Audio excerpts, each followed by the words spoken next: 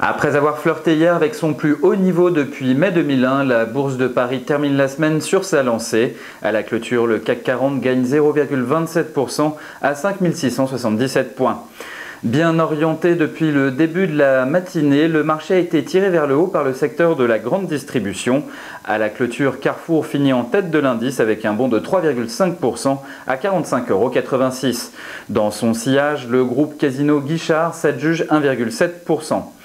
Dans l'ensemble, les valeurs du secteur de la distribution ont largement profité de l'intérêt manifesté par plusieurs fonds d'investissement pour le rachat du britannique Sainsbury.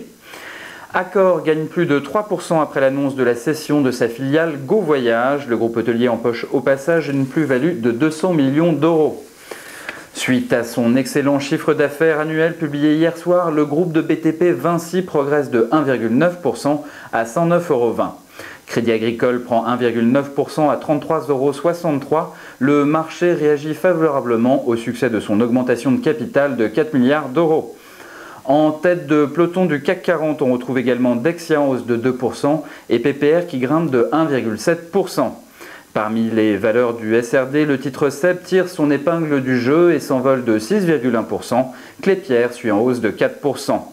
Enfin, dopé par un excellent chiffre d'affaires au dernier trimestre 2006, M6 gagne 2,1% à 26,75 €.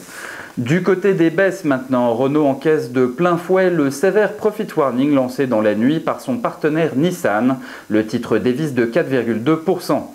Bien orienté hier, Vallourec trébuche lourdement cette fin de semaine. Le titre termine même bon dernier du CAC et cède 5,7% alors que le groupe parapétrolier a publié un chiffre d'affaires 2006 moins élevé que prévu.